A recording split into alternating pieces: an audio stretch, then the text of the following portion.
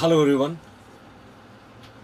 एक बार फिर आप सभी का JNC डिजिटल प्लेटफॉर्म पे हार्दिक स्वागत, अभिनंदन, नमस्कार, आदाब, सत श्री अकाल, सलाम अलैकुम, vanakkam. 10th live MCQ for नॉर्सेट 2021 special जहाँ एंडोक्राइन सिस्टम रन करा। एंडोक्राइन सिस्टम में आज हम पढ़ने वाले बच्चों diabetes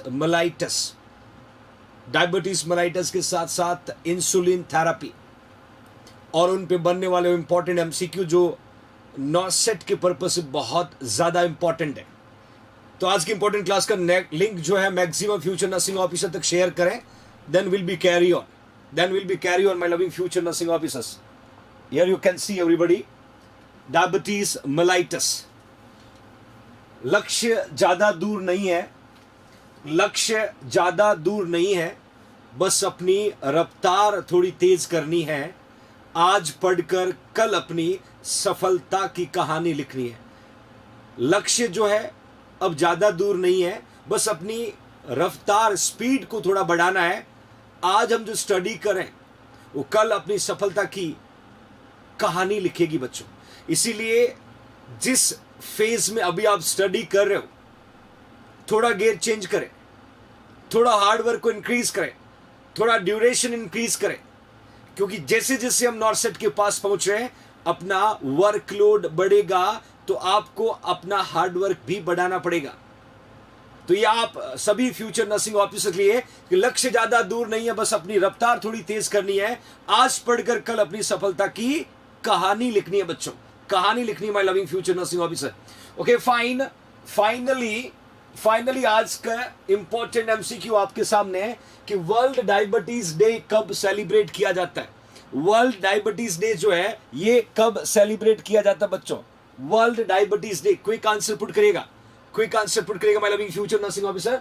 world diabetes day option आपके सामने 7 अप्रैल को, 8 मार्च को, देन 1 दिसंबर को, और we can say 14 November.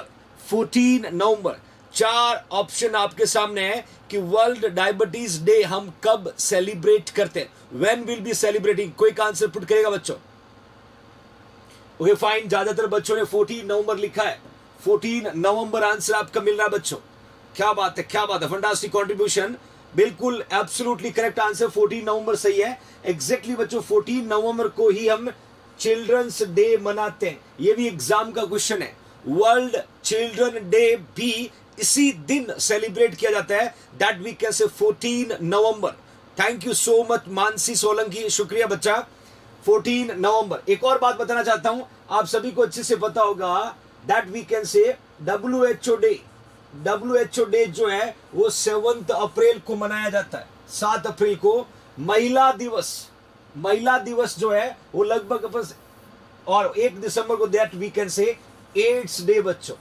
Ads day 1 दिसंबर को एड्स डे मनाया जाता है, और 14 नवंबर को आपके सामने लिखा हुआ है that we can say children's day बच्चों। ओके फाइन, नेक्स्ट MCQ की ओर मूव ऑन करते हैं बच्चों। नेक्स्ट क्वेश्चन कहता है कि theme of diabetes day in 2020, मतलब सीधा है हम डायबिटीज डे को 14 नवंबर को मनाते हैं बच्चों। 14 नवंबर आपका आंसर था। अब मैंने क्वेश्चन पूछा my loving future nursing officer कि थीम ऑफ डायबिटीज डे जो है वो 2020 का क्या था, और right to health future, then the family and diabetes, then nursing the world to health, then the nurse and diabetes। 4 option आपके सामने है। मैंने पूछा कि 2020 का थीम क्या था बच्चों, 2020 का थीम क्या था डायबिटीज डे पे। Thank you so much SK, thank you बेटा। Theme of diabetes day in 2020, quick answer put करेगा बच्चों, क्विक आंसर पुट करेगा। क्योंकि एक बात मैं क्लियर कर देता हूं, आपका जो एम्स नॉर्सेट है, एम्स नॉर्सेट जो है, एम्स नॉर्सेट और सेंट्रल गवर्नमेंट का कोई भी एग्जाम हो, आजकल कुछ स्पेसिफिक पॉइंट पे वो क्वेश्चन पूछते हैं। एक जैसे क्वेश्चन हमेशा एग्जाम आता है, थीम क्या होता है, या थीम पे क्वेश्चन बनेगा। दूसरा क्वेश्चन आज के पूछने लगे रेगुलेटरी बॉडीज के बारे में। रेगुलेटरी बॉडीज का मतलब हो गया INC, TNAI, SNA, state nursing council, ICN, ये जितने भी रेगुलेटरी बॉडी से क्वेश्चन उस पर पूछा जाता है, और ये जो खास खास एमसीक्यू बनते हैं जहां पर डेफिनेटली क्वेश्चन बनेगा, इट में भी इस बार भी बनेगा बच्चों। तो आपका सबका ऑप्शन क्या होगा? डी। ज्यादातर बच्चे राइट आंसर लिख लें, डी लॉक कर दिया। शिल्पा, शिल्पा बिल्कुल सही बेटा, बिल्कुल सही answer. The nurse and diabetes, that we can say theme of world diabetes day on 2020। बिल्कुल राजवीर भूकर, बिल्कुल सही बेटा। और राइट टू हेल्थी फ्यूचर ये 2017 का था, राइट टू हेल्थी फ्यूचर 2017 का थीम था। अब फाइनली हम एंटर करते हैं कि ग्लाइकोज यूरिया एंड डायबिटीज। देखिए मैं शॉर्टली आपको डायबिटीज के बारे में बताते हुए आगे चलता हूं। बच्चों हम डायबिटीज मेलाइटस की बात करें, डायबिटीज मेलाइटस की बात करें तो सिंपल मीनिंग हम बोल सकते हैं इंक्रीज ब्लड शुगर लेवल या increase glucose level into the blood, we can say diabetes mellitus. अब डायबिटीज मेलाइटस को हम डिवाइड करते हैं mainly types of diabetes mellitus की बात करें तो आपको देखना है टाइप 1 डायबिटीज मेलाइटस। इसी को बच्चों हम इंसुलिन डिपेंडेंट डायबिटीज मेलाइटस कह सकते हैं। इसी को हम ऑनसेट डायबिटीज मेलाइटस कह सकते हैं। इसी को हम जुवेनाइल डायबिटीज मेलाइटस कह सकते हैं बच्चों। और याद रखना ये मोस्ट कॉमनली यंग एज में आइडेंटिफाई करता है, यंग एज में मिलता है बच्चों। ये क्वेश्चन एग्जाम में पूछते हैं कि यंग एज में मोस्ट कॉमन कौन सा type of diabetes mellitus find out होता है, तो आपको आंसर लिखना टाइप 1। आपको आंसर लिखना टाइप 1। बच्चों में कॉमनली कौन सा होता है तो भी आपको आंसर लिखना टाइप 1। ये लिखा बच्चों इंसुलिन डिपेंडेंट डायबिटीज मेलाइटस, मतलब सीधा है कि टाइप 1 डायबिटीज मेलाइटस में your beta cell does not have capacity to secrete insulin. जब इंसुलिन का सिक्रीशन नहीं होगा तो कौन शुगर को एज ए फ्यूल सेल तक पहुंचाएगा, इसीलिए यहां पर शुगर का लेवल बढ़ जाएगा।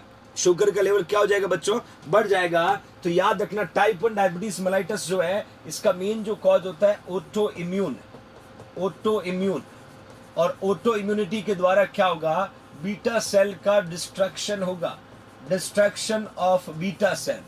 और जब बीटा सेल का डिस्ट्रक्शन हो जाएगा तो बच्चों इंसुलिन का प्रोडक्शन नहीं होगा, और वो क्या कहलाएगा? Type 1 diabetes mellitus. क्या कहलाएगा? Type 1 diabetes mellitus. My loving future nursing officer, एक और बात आपको बताना चाहता हूं। हम टाइप 2 की यदि बात करें, टाइप 2 की हम बात करें, इसी को बोलते हैं non insulin dependent diabetes mellitus या अडल्ट डायबिटीज मेलाइटस बोलते हैं। और ये मोस्ट कॉमन टाइप होता है डायबिटीज का। ध्यान से देखना बच्चों, इसी को हम बोलते हैं most common type of diabetes mellitus. Question competitive exam का मोस्ट कॉमन इन चिल्ड्रन पूछे, बच्चों में मोस्ट कॉमन पूछे तो टाइप 1 आंसर लिखना है, और अडल्ट में मोस्ट कॉमन पूछे तो टाइप 2 आंसर लिखना। मोस्ट कॉमन डायबिटीज मेलाइटस पूछे तो टाइप 2 आंसर लिखना। फर्क क्या? टाइप 1 जो है उसका main cause auto immunity, type 2 जो है इसका जो रिस्क फैक्टर हो सकता है ओबेसिटी हो सकता है बच्चों, फैमिली हिस्ट्री हो सकता है, जेस्टेशनल डायबिटीज मेलाइटस हो सकता है। बस टाइप 2 में क्या होगा? इंसुलिन का प्रोडक्शन तो हो रहा है बट यहां पर इंसुलिन की सेंसिटिविटी जो है वो इंक्रीज नहीं होती है, या इंसुलिन का प्रोडक्शन होता है, that we can say type 2 diabetes mellitus. तो दोनों में डिफरेंस जानना जरूरी है। मैं काफी बड़ी बड़ी बातें यहां पर क्लियर कर देता हूं बच्चों। टाइप 1 जब हम पढ़ेंगे, टाइप 1 को जब हम ट्रीट करेंगे तो यहां कौन चाहिएगा बच्चों? हमें इंसुलिन चाहिएगा। कौन चाहिएगा? इंसुलिन चाहिएगा। टाइप 2 को जब हम ट्रीट करेंगे तो यहां पर हमें कौन चाहिएगा बच्चों? ड्रग चाहिएगा। कौन चाहिएगा? ड्रग। और ड्रग ऑफ चॉइस जब हम पढ़ेंगे तो हमें मेटफॉर्मिन पढ़ना है। क्या पढ़ना है? मेटफॉर्मिन पढ़ना है। और मेटफॉर्मिन ड्रग का काम क्या होता है? To increase sensitivity of insulin, या क्लियरली मेंशन किया बच्चों। दूसरा, टाइप 1 को हम ट्रीट नहीं करते, तो टाइप 1 को ट्रीट नहीं करते हैं तो एक कॉम्प्लिकेशन होता है डायबिटिक कीटो एसिडोसिस। ध्यान से देखना बच्चों, टाइप 1 को हमने ट्रीट नहीं किया तो पेशेंट को डायबिटिक कीटो एसिडोसिस होगा। That is the acute complication of type 1 diabetes mellitus. वहीं टाइप 2 को यदि हमने ट्रीट नहीं किया तो hyper osmolar hyperglycaemic, hyperglycaemic, non ketotic, non ketotic disorder, non ketotic disorder, ये बच्चों टाइप 2 का कॉम्प्लिकेशन है। फर्क देख लीजिएगा, टाइप 1 का कॉम्प्लिकेशन डायबिटिक कीटोएसिडोसिस, टाइप 2 का complication high osmolar, hyper osmolar, hyperglycaemic, non ketotic disorder. ये मैं सिर्फ आउटलाइन बताया, क्वेश्चन तो अब पूछूंगा आपसे, एमसीक्यू तो अब पूछूंगा आपसे, मैंने यहाँ पर सिर्फ आपको आउटलाइंस बताए। It will coming for your competitive exam. अब देखते हैं my loving future nursing officer, here you can see one by one. Question कहता है कि glycosuria in diabetes mellitus, the blood glucose level in artery. मतलब सीधा है, glycosuria में यूरिन इनटू द ग्लूकोज जब रहता है, या ग्लूकोज इनटू द यूरिन होता है, उस समय आपके आर्टरी का ब्लड शुगर लेवल जो है वो क्या होगा। ये क्वेश्चन पूछा है कि glycosuria, glucose into the urine in diabetes mellitus, उस पेशेंट का ब्लड ग्लूकोज लेवल क्या होगा आर्टरीज का। 140 mg पर डीएल, 160 mg पर डीएल, 180 mg पर डीएल, 200 mg पर डीएल। क्विक आंसर पुट करेगा, क्विक आंसर पुट करेगा my loving future nursing officer. मैं आरबीएस की बात करूं, रैंडम ब्लड शुगर की बात करूं, तो normally 70 to 120, sorry 110, 70 to 110 mg पर डीएल होगा बच्चों। ये आरबीएस है, ये रैंडम ब्लड शुगर है, ये रैंडम ब्लड शुगर है। 120 से, सॉरी 70 से 110 होता है। वहीं हम यदि ब्लड शुगर और देखें डिटेल में, और हम डिटेल में देखें ब्लड शुगर को, तो मैं दो ऑप्शन पुट किया, एक तो फास्टिंग, एक फास्टिंग होता है, और एक बच्चों पीपी होता है, पोस्ट पेरेंडियल। फास्टिंग भी यहाँ पर 70 से 110 होगा mg पर डीएल, और पीपी जो है वो 80 to 140 mg पर डीएल होगा बच्चों। ये मैंने normally blood sugar level put किया, नॉर्मली आपके सामने ब्लड शुगर लेवल पुट किया कि आरबीएस जो है रैंडम ब्लड शुगर है, कभी भी देख चेक कर सकते हैं, 70 से 110 mg पर डीएल है। वहीं ब्लड शुगर जो फास्टिंग और पीपी की बात करें, तो फास्टिंग 70 से 110 एज इट इज रहेगा। पीपी थोड़ा, पीपी का मतलब है पोस्ट पेरेंडियल, और पोस्ट पेरेंडियल का मतलब है खाना खाने के बाद का जो शुगर लेवल है, क्यों खाना खाओगे तो कार्बोहाइड्रेट मिलेगा, तो शुगर का लेवल जो है यहाँ पर वेरिएबल होगा। तो अब आपको राइट आंसर पुट करना है। ज़्यादातर बच्चों ने 180 लिखा है, डेफिनेटली करेक्ट आंसर है।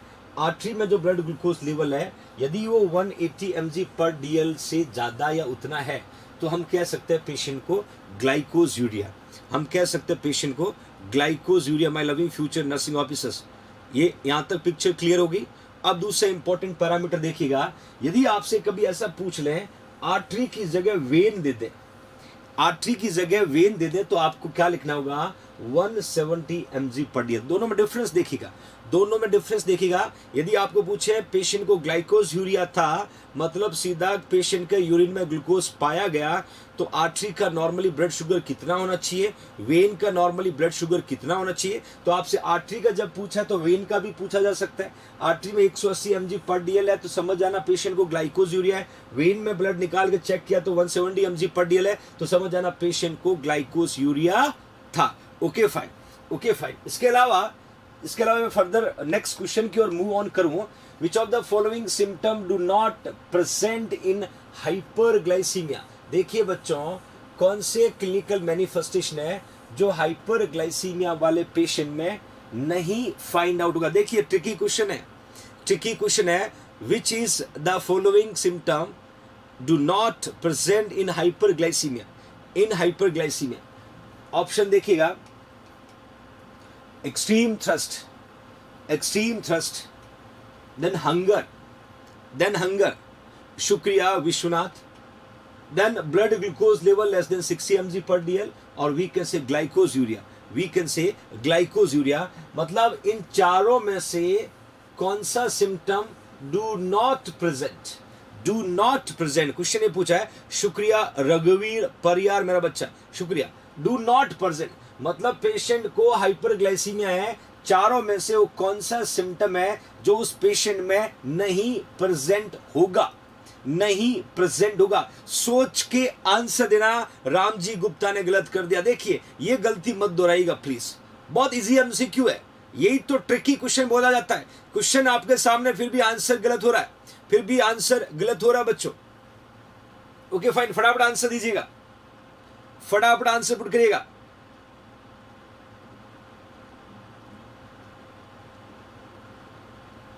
ज्यादातर बच्चों ने सी लिखा है, या बिल्कुल देखिएगा यहां पर ध्यान से, excessive thirst, that we can say polydipsia.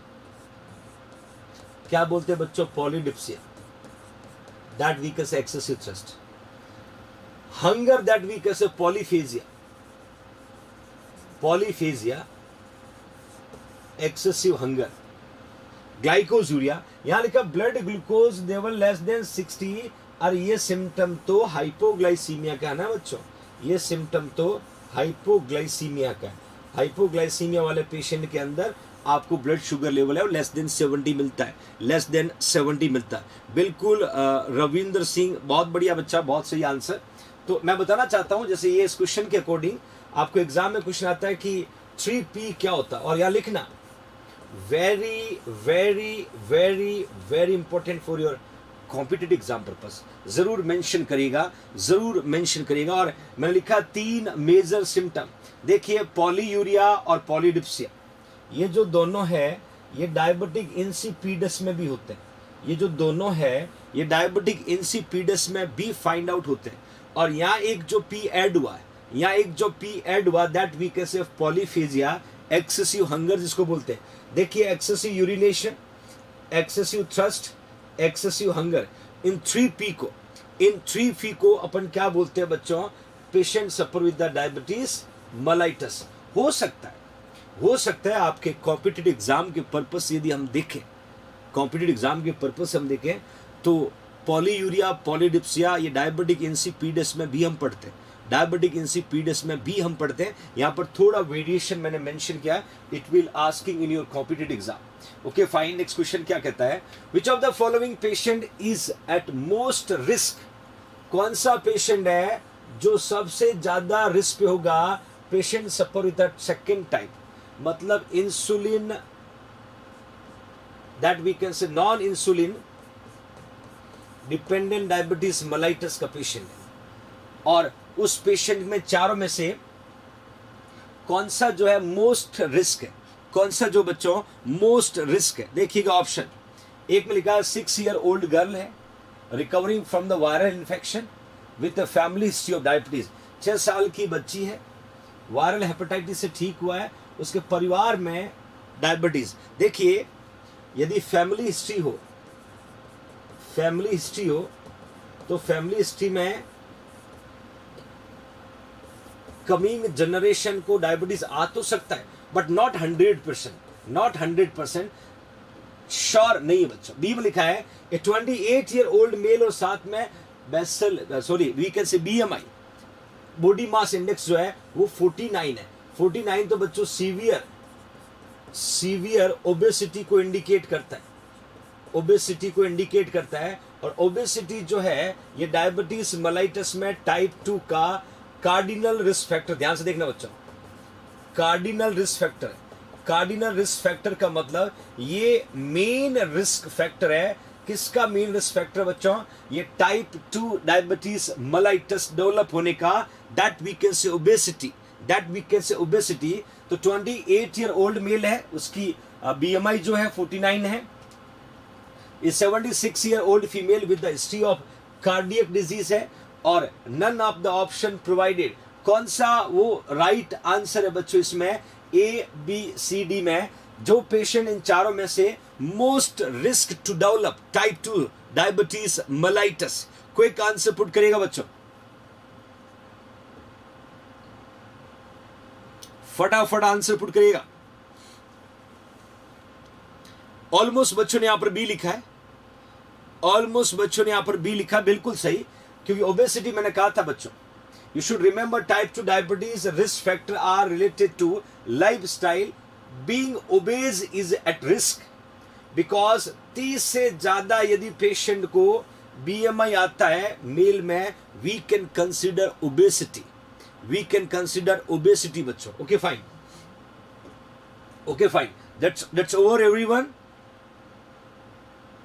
That's over everyone. Okay fine, next देखिएगा, नेक्स्ट क्वेश्चन में एक इमेज आपके सामने बच्चों, एक इमेज आपके सामने है और मुझे आप पता करके बताओगे इस इमेज का नाम क्या है। इमेज का नाम क्या? फोटो आपके सामने, फोटो को देख के आप मुझे राइट आंसर बताओगे। मैं ऑप्शन देता हूं बच्चों, क्या हम इसको कोऑक्सीमीटर बोलते हैं? क्या हम इसको ग्लूकोमीटर बोलते हैं, क्या हम इसको स्पायरोमीटर बोलते हैं, क्या हम इसको मैनोमीटर बोलते हैं? किस नाम से प्रोनाउंस करते हैं बच्चों, किस नाम से प्रोनाउंस करते हैं? एक इंस्ट्रूमेंट आपको दिख रहा है, उस इंस्ट्रूमेंट का नाम पूछा है। और मैं बता देता हूं, ये एग्जाम के इमेज बेस्ड क्वेश्चन का एक बहुत इंपॉर्टेंट पार्ट है, बहुत इंपॉर्टेंट पार्ट है बच्चों। क्विक आंसर लिखिएगा, क्विक आंसर लिखिएगा बच्चों, which is the right answer. बहुत बढ़िया, बहुत बढ़िया, शाबाश, कंसिस्टेंटली आपका आंसर राइट मिल रहा है।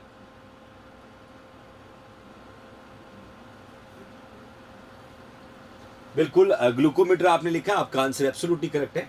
और मैंने जब बात की ना आरबीएस, मैंने बात की ना RBS, random blood sugar, random blood sugar जो है हम इस ग्लूकोमीटर से देखते हैं।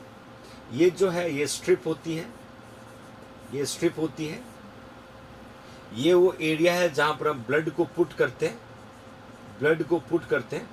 और यहाँ पर रीडिंग विजिबल होती है बच्चों, रीडिंग्स जो है ये विजिबल होती है फ्रिक्शन ऑफ सेकेंड्स के बाद। और ये रीडिंग हमें बताती है कि पेशेंट का फास्टिंग या रैंडम ब्लड शुगर कितना है। Okay fine. अदर इंस्ट्रूमेंट का फोटो भी मैं आपको शो अप कर देता हूं। जैसे मैंने मैनोमीटर की बात की, सभी को पता है मैनोमीटर जो है सेंट्रल वीनस प्रेशर को मॉनिटर करने में यूज करते हैं। यहाँ पर मैंने मैनोमीटर के साथ साथ स्वान गॉस कैथेटर भी पुट किया। इसके अलावा देखिए, मैं एक और बात बताना चाहता हूँ बच्चों, ये एग्जाम पर्पज ऑफ व्यू से मैनोमीटर बहुत ज़्यादा इंपॉर्टेंट है, बहुत ज़्यादा इंपॉर्टेंट है, जिसपे इमेज बेस्ड क्वेश्चन बन सकता है, जिसपे इमेज बेस्ड क्वेश्चन बन सकता है कॉम्पिटिटिव एग्जाम के पर्पज से। इसके अलावा कोऑक्सीमेट्री जो है ये कार्बोक्सी हीमोग्लोबिन का लेवल मॉनिटर करती है। और ज़्यादातर हम carbon mono oxide, carbon monoxide के लेवल को मॉनिटर करने के लिए हम क्या यूज करते हैं बच्चों? कोऑक्सीमेट्री। देखिए, कार्बन मोनोऑक्साइड पॉइजनिंग में क्या होता है, जिससे कोई फायर है या कोई बर्न हुआ और पेशेंट ने उस फ्यूम को इनहेल कर लिया, वो रेस्पिरेटरी ट्रैक्ट में जाएगा और अब जाकर के हीमोग्लोबिन के ऊपर बाइंड हो जाएगा, जिसकी वजह से आपका हीमोग्लोबिन नॉर्मली क्या करता है, ऑक्सीजन को कैरी करता है। और कार्बन मोनोऑक्साइड जो है एक्सेसिव अमाउंट में जाके जब हीमोग्लोबिन के साथ बाइंड होगा तो हीमोग्लोबिन की ऑक्सीजन कैरिंग कैपेसिटी कम हो जाएगी। इसीलिए हमेशा कार्बन मोनोऑक्साइड पॉइजनिंग का एंटीडोट जब भी एग्जाम में पूछते हैं, एंटीडोट्स जब भी एग्जाम में पूछते हैं तो हम 100% ऑक्सीजन देते हैं, 100% हम O2 यूज करते हैं। The device we can say cooximeter, the device we can say cooximeter. बिल्कुल सही अनिशा, बिल्कुल सही बेटा। नेक्स्ट क्वेश्चन को देखिएगा। A nurse is monitoring a client fasting plasma glucose level at with the fasting plasma glucose level, which should the nurse identify that the client has a pre-diabetes? थोड़ा सा tricky question है, 2 बार पढ़ने की कोशिश करें, 2 बार पढ़ने की कोशिश करें कि एक नर्स है वो मॉनिटर कर रही है पेशेंट का फास्टिंग प्लाज्मा ग्लूकोज। जब fasting plasma glucose level monitor कर रहा है उस समय प्री डायबिटीज के क्या क्या सिम्टम आइडेंटिफाइज होंगे। एक बार फिर से बता रहा हूं, a nurse monitor client fasting plasma glucose. आपको पता है मैंने ब्लड शुगर लेवल अभी आपको बताया, एक मैंने फास्टिंग बताया, एक फास्टिंग बताया था, दूसरा पोस्ट पेरेंडियल बताया। जब मॉनिटर किया जा रहा है तो fasting that we can say plasma glucose level जो है वो प्री डायबिटीज वाले में डियर नर्स कितना एक्सपेक्ट करेगी, प्री डायबिटीज वाले में डियर नर्स कितना एक्सपेक्ट करेगी।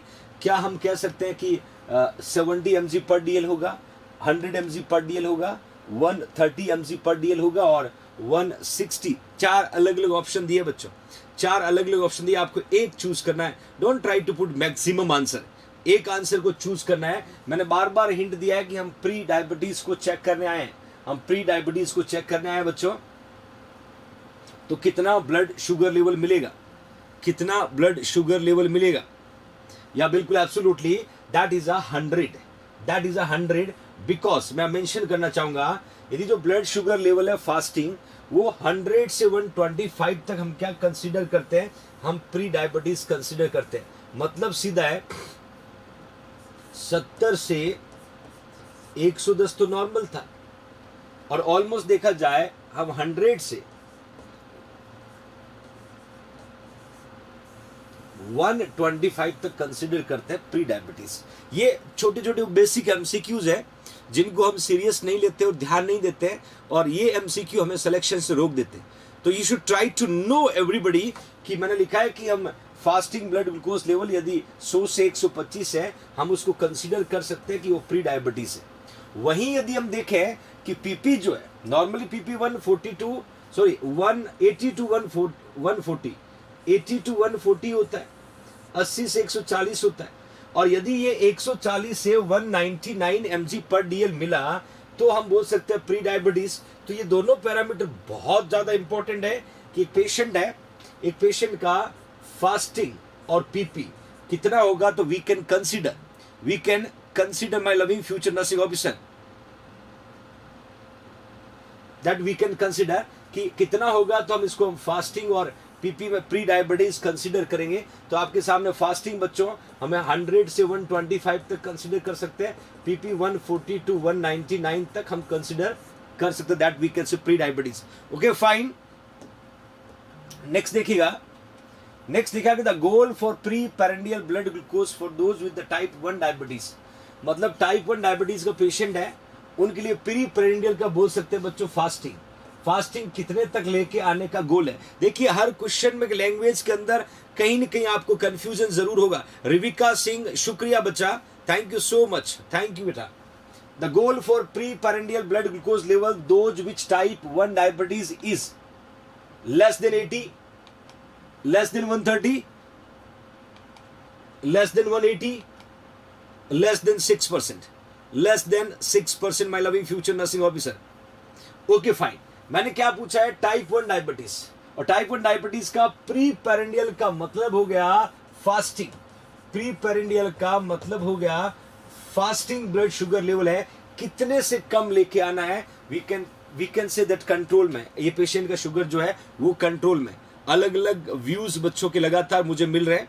बच्चों क्लास को लाइक जरूर करिएगा, क्लास को लाइक जरूर करिएगा, जो भी बच्चे क्लास को वॉच करें, like it everybody, like it everybody my loving future nursing officer, क्योंकि लगभग 1100 फ्यूचर नर्सिंग ऑफिसर क्लास को वॉच करें। लाइक तो बनता बच्चों, और ये मुझे आपको कहना नहीं चाहिए। हाँ ठीक है, 25-30 टेररिस्ट होंगे, बाकी बच्चे तो लाइक करिएगा। लाइक इट एवरीबॉडी, शाबाश, quick, then only I will go further. You should like it everybody, then I will go further. It's your own responsibility.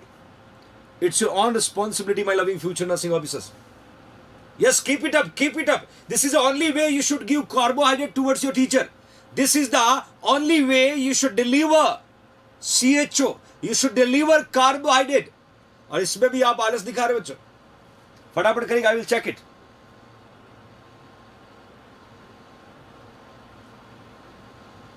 I will check.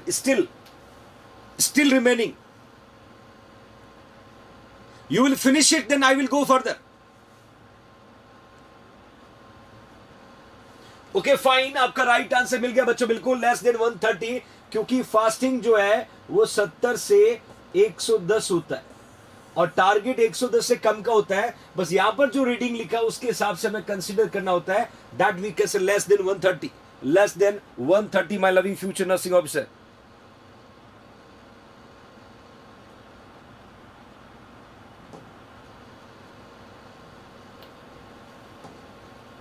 Okay fine, next देखिएगा।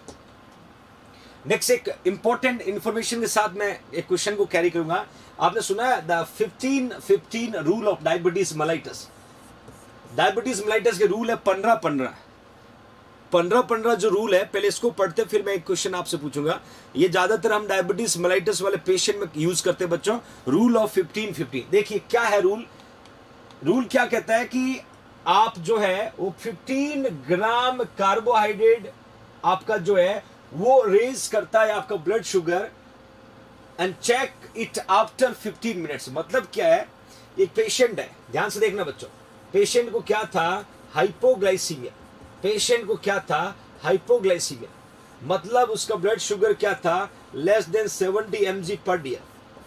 अब hypoglycaemia को treat करना, ध्यान से सुनना बच्चों, hypoglycaemia को ट्रीट करना है तो ट्रीट करने के लिए आपको क्या करना है, 15 ग्राम क्या देना है, कार्बोहाइड्रेट, और देने के 15 मिनट के बाद में उस पेशेंट का ब्लड शुगर लेवल चेक करना। ध्यान से सुनना, 15 ग्राम कार्बोहाइड्रेट देना है, पर्पस था ब्लड शुगर लेवल को बढ़ाना, और ये किस में देंगे, हाइपोग्लाइसीमिया में, और 15 मिनट बाद आपको पेशेंट का ब्लड शुगर लेवल चेक करना है। 15 मिनट बाद आप पेशेंट का ब्लड शुगर लेवल चेक करना, my loving future nursing officer.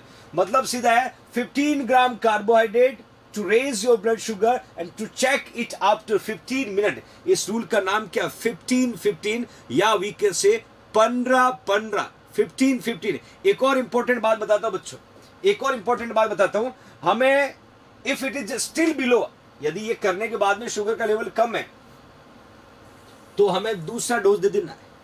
अगले 15 मिनट के लिए हमें फिर 15 ग्राम ग्लूकोज दे देना है, और ये रिपीट करना स्टेप्स को जब तक पेशेंट का ब्लड शुगर लेवल 70 mg पर DL नहीं आ जाता है। इसको कहते हैं 15-15 रूल। और 15-15 रूल को सिंपल तरीके से जानने का, 15 ग्राम कार्बोहाइड्रेट देना है, 15 मिनट से पेशेंट का ब्लड शुगर लेवल चेक करना, 15 ग्राम कार्बोहाइड्रेट देना है, 15 ग्राम कार्बोहाइड्रेट, और वीकेंड से हर 15 मिनट से पेशेंट का ब्लड शुगर लेवल जो है वो चेक करना है। वो क्या करना है बच्चों, चेक करना, my loving future nursing officers.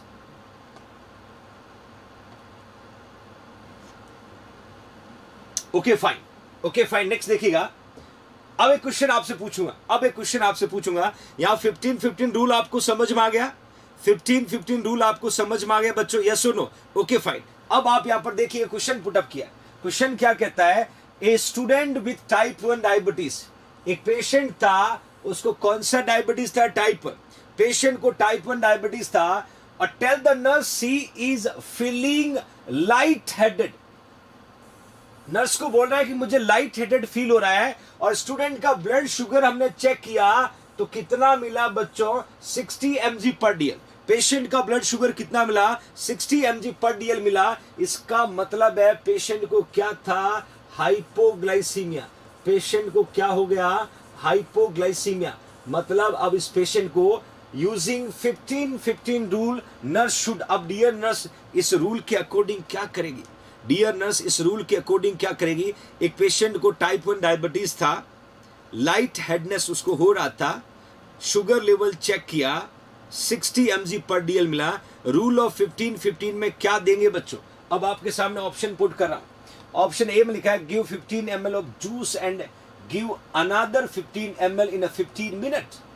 देखिए 15 ग्राम जूस जो है वो मच कैलोरी नहीं दे सकता, 15 ग्राम जूस मच कैलोरी नहीं दे सकता। बी में लिखा है give 15 gram of carbohydrate and retest the blood sugar 15 minute, मतलब 15 ग्राम कार्बोहाइड्रेट देना, 15 मिनट से पेशेंट का ब्लड शुगर लेवल चेक करना है। सी में लिखा है give 15 gram of carbohydrate and 15 gram of protein, देखिए प्रोटीन शुगर के लेवल को बढ़ाने में रोल प्ले नहीं करेगा। और डी में लिखा हुआ है give 15 ounce of juice and retest 15 minutes. देखिए 15 ओंस की बात करें, मैं हमेशा कहता हूं 1 ओंस बराबर 30 ml, 30 ml होता है। अब राइट आंसर क्या होगा बच्चों, राइट आंसर क्या होगा my loving future nursing officer. आपको रूल ऑफ 15-15 समझ में आया होगा तो ये क्वेश्चन भी समझ में आ जाएगा, ये क्वेश्चन भी आपको समझ में आ जाएगा। ऑलमोस्ट बच्चों ने यहां पर बी लिखा है, ऑलमोस्ट बच्चों ने बी लिखा, आपका आंसर एब्सोल्युटली यहां पर करेक्ट है बच्चों, क्योंकि 15 ग्राम कार्बोहाइड्रेट लगभग 60 कैलोरी के इक्वल होता है, 60 कैलोरी के इक्वल होता है। और रफली आधा चम्मच juice, half cup of, roughly equal to the half cup of the juice or soda. Here you can see everybody, मतलब सीधा क्या करना था कि मैंने रूल में ये बताया था कि पेशेंट को 15 ग्राम ग्लूकोज देना है, हर 15 मिनट से ग्लूकोज का लेवल चेक करना, और ये तब तक करना है जब तक पेशेंट का ग्लूकोज का लेवल नॉर्मल नहीं आ जाए। तो इन्होंने क्या क्वेश्चन में थोड़ा सा आपको डराया धमकाया कि एक स्टूडेंट था, टाइप 1 डायबिटीज था, और वो लाइट हेडनेस हाइपोग्लाइसीमिया का सिम्टम होता बच्चों, और स्टूडेंट का ब्लड शुगर लेवल 60 मिला। तो अब 15-15 रूल में क्या करेंगे, फिर से 15 ग्राम कार्बोहाइड्रेट, 15 मिनट्स के बाद पेशेंट के वाइटल साइन में देखेंगे शुगर का लेवल क्या है, वाइटल साइन के साथ में देखेंगे शुगर का लेवल क्या। ओके फाइन, नेक्स्ट क्वेश्चन को देखिएगा। नेक्स्ट क्वेश्चन की तरफ मूव ऑन करने से पहले इंफॉर्मेशन आपको दे देता हूं। जेएनसी डिजिटल प्लेटफॉर्म की इंफॉर्मेशन एज यूजुअल है। ऑफलाइन कोर्स स्टार्ट होने से पहले ऑनलाइन कोर्स की प्राइस 6499 है बच्चों, और 6499 में 1 ईयर की वैलिडिटी है, 1 ईयर की वैलिडिटी है, और इसके अंदर 1200 प्लस वीडियोस अवेलेबल है। Complete nursing officer coaching course है, और इसमें यूनिट टेस्ट बच्चों, यूनिट टेस्ट होगा। यूनिट टेस्ट के अलावा प्रीवियस 5 ईयर के पेपर होंगे, और सारे नर्सिंग के सब्जेक्ट के साथ साथ रिसर्च होगा, एडमिन होगा, एजुकेशन होगा, even reasoning, maths, OT, ICU सब कुछ होगा। दूसरा, इसके अलावा जो कोर्सेज अवेलेबल है, सीआरपीएफ का कोर्स अवेलेबल है, CHO all, BSc first second third fourth, PBBSc first second, GNM first second third, AIIMS NORCET की टेस्ट सीरीज अवेलेबल है, ऑल सीएचओ टेस्ट सीरीज अवेलेबल है, और बीएससी नर्सिंग और नीट का एंट्रेंस कोर्स अवेलेबल है जिसका प्राइस 2999 है। दैट मींस क्लियर मैसेज आपको देता हूं, आपका अपना JNC digital platform world largest क्यों है? क्योंकि मैक्सिमम व्यूअर आपके पास है, और कोई भी बच्चा यदि नर्सिंग के बारे में फ्यूचर में जानना चाहता है तो बेहतरीन ऑप्शन आप चुनिए। आज ही जेएनसी जोधपुर का ऐप डाउनलोड करें और अपनी तैयारी शुरू करें इस कोविड महामारी में बच्चों। ओके फाइन, सिंपल तरीका है, प्ले स्टोर पे जाना है, जेएनसी जोधपुर का ऐप डाउनलोड करना, मेल आईडी से लॉगिन करना, मेल आईडी से लॉगिन करने के बाद में आपको पेमेंट स्कोर सेलेक्ट करना है, पेमेंट मोड पे जाना है, पेमेंट करना, और आज ही आप जेएनसी परिवार का हिस्सा बन सकते हो बच्चों। नेक्स्ट देखिएगा, which diagnostic test use for the find out gestational diabetes mellitus? Random blood sugar, GTT, CBC और पोटेशियम। कोई आंसर पुट करिएगा बच्चों।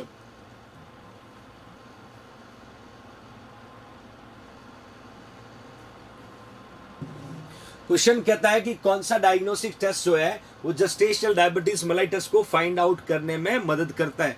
विच डायग्नोस्टिक टेस्ट बच्चों? शुक्रिया एसके, शुक्रिया माय डियर। 4 ऑप्शन आपके सामने, आपको एक आंसर पुट करना है। जेस्टेशनल डायबिटीज मेलाइटस में बता देता हूं क्या होता है। ड्यूरिंग प्रेगनेंसी सेकेंड और थर्ड ट्राइमेस्टर में सिनसिस्टोट्रोफोब्लास्ट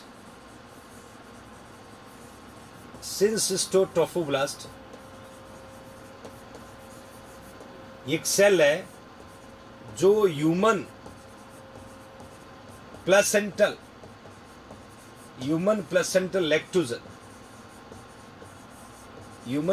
लैक्टोजन इस हार्मोन का प्रोडक्शन करेगा, that can cause increase blood sugar level, और that condition we can say gestational diabetes mellitus. एक तो ये क्वेश्चन बनेगा कि जेस्टेशनल डायबिटीज मेलाइटस कब डेवलप होता है? सेकंड और थर्ड ट्राइमेस्टर में। एक तो ये क्वेश्चन बन गया, सेकंड और थर्ड ट्राइमेस्टर में डेवलप होता है। दूसरा कारण क्या है? सिनसिस्टोट्रोफोब्लास्ट जो सेल है वो ह्यूमन प्लेसेंटल लैक्टोजन हार्मोन को सिक्रीट करता है, और that are responsible to increase your blood sugar level बच्चों, that are responsible to increase your blood sugar level. इस जेस्टेशनल डायबिटीज मेलाइटस को ट्रीट करना है तो कौन सा टेस्ट करता है? तो everybody know, glucose tolerance test. क्या करेंगे? Glucose tolerance test. और याद रखना बच्चों, जीटीटी का काम क्या है? To find out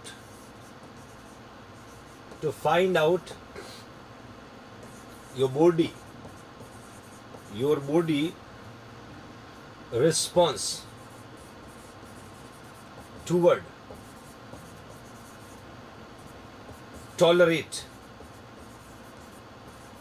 glucose. मतलब आपका बॉडी का रिस्पॉन्स क्या है ग्लूकोज के टूवर्ड्स पता लगाने के लिए जीटीटी करते हैं। क्या करते हैं? जीटीटी करते हैं बच्चों। अब कुछ बेसिक तरीका मैंने यहाँ पर लिखा कि जीटीटी और कहाँ कर सकते हैं आपकी बॉडी में? डंपिंग सिंड्रोम है। डंपिंग सिंड्रोम एक डिजीज है। डंपिंग सिंड्रोम का मतलब होता है रैपिड, डंपिंग सिंड्रोम का मतलब होगा rapid emptying of gastric content का क्विक इंटेस्टाइन में चले जाना, that we can say dumping syndrome. और डंपिंग सिंड्रोम में भी हम क्या फाइंड आउट करते हैं? ग्लूकोज टॉलरेंस टेस्ट के द्वारा आपके बॉडी का tolerance power. Rajni Thakur, don't worry बच्चा, don't worry, be positive. Gestational diabetes mellitus दोनों मैंने बता दिया। अब एक्चुअली तरीका क्या होता है, सिंस हिस्टोटोपोब्लास्ट सेल है, ये ह्यूमन प्लेसेंटल लैक्टोजन हार्मोन को सिक्रीट करता है ड्यूरिंग प्रेगनेंसी, जो ब्लड शुगर लेवल को बढ़ाने का काम करता है, जो ब्लड शुगर लेवल को बढ़ाने का काम करता है। तो ये पिक्चर तो यहाँ पर क्लियर होगी, ये पिक्चर तो यहाँ पर क्लियर हो गई। अब हम मज़ेदार चीज़ें जानते हैं कि WHO जो है वो जब भी हम पेशेंट का GTT करते हैं तो अडल्ट में कितना ऑरल डोज जो है वो रिकमेंड करता है, कितना ऑरल डोज रिकमेंड करता है, मतलब सीधा है कितना ऑरल डोज पेशेंट को देना चाहिए जब भी पेशेंट का ग्लूकोज टॉलरेंस टेस्ट करते हैं। अडल्ट की बात कर रहा हूं मैं, यहाँ प्रेगनेंसी का भी बताऊंगा, बच्चों का भी बताऊंगा। बच्चों ऑप्शन में 75 ग्राम, 100 ग्राम, 1.75 ग्राम और 125 ग्राम। क्विक आंसर पुट करेगा। WHO को डिसाइडेड क्राइटेरिया पूछ रहा हूं, वर्ल्ड हेल्थ ऑर्गेनाइजेशन के अकॉर्डिंग, WHO के अकॉर्डिंग हम कितना ग्लूकोज कितना रिकमेंडेड GTT का जो डोज है हम एडमिनिस्टर करते हैं, 75 ग्राम, 100 ग्राम, 1.75 ग्राम और वी कैन से 125 ग्राम। क्या बात है, ऑलमोस्ट बच्चों ने यहाँ पर 75 ग्राम आंसर लिखा है और आपका आंसर एब्सोल्युटली करेक्ट है। देखिए बच्चों, GTT का काम है major your body response towards your sugar, sugar के टूवर्ड्स बॉडी का रिस्पॉन्स मेजर करना होता है। दूसरा, यदि हम बात करें प्रेग्नेंट का, प्रेग्नेंट मदर की बात करें तो आपको 100 ग्राम लिखना होगा। और वहीं हम चिल्ड्रन की बात करें, एक और बात बताते तो प्रेग्नेंट मदर में 100 ग्राम देंगे और शुगर लेवल जो चेक करेंगे, शुगर लेवल जो चेक करेंगे वो 0 मिनट पे करेंगे, 60 मिनट पे करेंगे और वी कैन से 120 मिनट्स पे करेंगे, 180 मिनट्स पे करेंगे।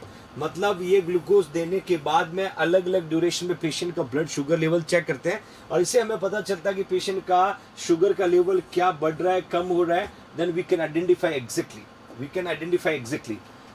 तो एक नेक्स्ट क्वेश्चन के थ्रू देखते हैं बच्चों कि ये 2 hour post load glucose level है after injection of glucose higher than 200 mg per deciliter. तो हम बोल सकते हैं कि पेशेंट को जेस्टेशनल डायबिटीज मेलाइटिस, पेशेंट को। Thank you so much Pawan Kumar, शुक्रिया my dear, thank you Swati B Puraki. देखिए 2 घंटे यदि पोस्ट लोड ग्लूकोज का लेवल चेक करें आपको 200 से ज्यादा मिले, मतलब सीधा है कि पेशेंट को डायबिटीज मेलाइटिस है। शुक्रिया इंद्रा रेगर, शुक्रिया मेरा बच्चा, थैंक यू सो मच, शुक्रिया Nagesh Chauhan, it's your true love, true love. शुक्रिया रजनी माथुर। तो 2 घंटे बाद की हम बात करें पोस्ट पेरेंडियल की, यदि 200 mg पर DL से शुगर का लेवल ज्यादा मिल रहा है तो समझ जाना उस पेशेंट को, उस पेशेंट को, थैंक यू एम्स दिल्ली, उस पेशेंट को डायबिटीज मेलाइटिस है, डायबिटीज मेलाइटिस है। My loving future nursing officer, मैंने लिखा है ग्लूकोज टॉलरेंस टेस्ट जो है हमेशा ऑरल हम एडमिनिस्टर करते हैं। बेस लाइन इसको भी हम 70 से 110 कंसीडर करते हैं। मैं बार बार हिंट दे रहा हूं, देखिए नॉन प्रेग्नेंट जो मदर है उसको हम 75 ग्राम देते हैं ग्लूकोज और 0 minute, 30 minute, 60 minute, 90 minute, 120 minute से शुगर का लेवल चेक करते हैं। वही मैंने कहा था यदि प्रेग्नेंट मदर है तो डोज जो है 100 ग्राम देंगे और 0, 60, 120 और 180 के हिसाब से चेक करेंगे। और वही यदि चिल्ड्रन है, बच्चा है तो 1.75 ग्राम, 1.75 ग्राम पर केजी ये बच्चे का डोज होता है। और 0, 30, 60, 90 इन ड्यूरेशन से हमें चेक करना। हम जब देखेंगे पेशेंट का ब्लड शुगर लेवल तो यहाँ पर भी बेस लाइन 70 से 110 ही मिलेगा, 70 से 110 ही मिलेगा my loving future nursing officer. But 30 minute के बाद में देखेंगे तो ये 110 से 170 हो जाएगा। क्योंकि होगा क्या, जैसे ही पेशेंट को ग्लूकोज देंगे, देने के बाद वो ग्लूकोज आपके डाइजेस्टिव ट्रैक्ट के द्वारा ब्लड में पहुंचेगा तो धीरे धीरे शुगर का लेवल बढ़ेगा, धीरे धीरे शुगर का लेवल बढ़ेगा और 60 मिनट पे 170 तक फिर जाएगा, फिर 90 मिनट में 140 और फिर वापस लौट के आएगा 120 मिनट्स में लगभग आपका 70 to 120 आया। मतलब यहां बोल सकते हैं अब्सेंट, क्या बोलेंगे, absent of gestational diabetes mellitus. और यही लास्ट की जो रेंज है, ये लास्ट की रेंज है, ये 200 mg पर DL से, मतलब ये सारा प्रोसेस होने के बाद, शुक्रिया रविंदर, सारा प्रोसेस होने के बाद भी शुगर का लेवल बढ़ा हुआ है, इसका मतलब your body can not able to tolerate, can not able to response towards the glucose. ये आपको याद रखना, ये आपको रखना। My loving future nursing officer, मैंने क्लियर मेंशन किया है कि हम जीटीटी कर रहे हैं, ग्लूकोज टॉलरेंस टेस्ट कर रहे हैं, और ग्लूकोज टॉलरेंस टेस्ट का जो अलग अलग लेवल मैंने आपको बताया 200 से ज्यादा मिलता है लगभग 2 आवर पोस्ट लोड ग्लूकोज में, तो समझ जाना पेशेंट को जेस्टेशनल डायबिटीज मेलाइटिस है। अदरवाइज ये पैरामीटर मिलने चाहिए, ये पैरामीटर मिलना चाहिए। My loving future nursing officer, thank you Asha Kumari, शुक्रिया बच्चा। तो this is the right way, this is the right way. Okay fine. Next देखिएगा, green liquid with yellow deposition colour of urine is indicating how much percentage of sugar. ये again very very very important. हम urine sugar test की बात करें, हम urine sugar test की बात करें, यदि पेशेंट को यूरिन शुगर टेस्ट किया और उसमें जब रिएक्शन को आपने आइडेंटिफाई किया तो green liquid with yellow deposition मिला, तो कितना परसेंट शुगर को इंडिकेट करता बच्चों? ऑप्शन में लिखा 1%, 2%, 3%, 5%। बहुत इंपॉर्टेंट क्वेश्चन है, मैं पूरा डिटेल में आपके साथ डिस्कस करने वाला हूं। आपको क्विक आंसर पुट करना है, आपको क्विक आंसर पुट करना। My loving future nursing officer, फटाफट आंसर पुट करिएगा। ऑप्शन आपके सामने, ऑप्शन आपके सामने। कीप इट अप, शाबाश शाबाश शाबाश, बहुत बढ़िया, कैरी ऑन करिएगा बच्चों। ऑलमोस्ट बच्चों ने यहां पर 3%, 2%, 1%। अरे जब 5% बचा तो उसको भी तो लिख लो ना, चारों में से एक तो राइट होगा ना। एक आंसर दो, कॉपी पेस्ट मत करो, कॉपी पेस्ट मत करो। हाँ, 2% वाले बच्चे का रेशियो यहां पर ज्यादा है और आपका आंसर भी 2% है। देखिए क्या कहानी होती है, पूरी कहानी समझाता हूं आपको। हम बात कर रहे हैं यूरिन शुगर, हम बात करें यूरिन शुगर, हमें दो चीजें यूज करना है। एक हम यूज करते हैं बेनेडिक्ट, बेनेडिक्ट।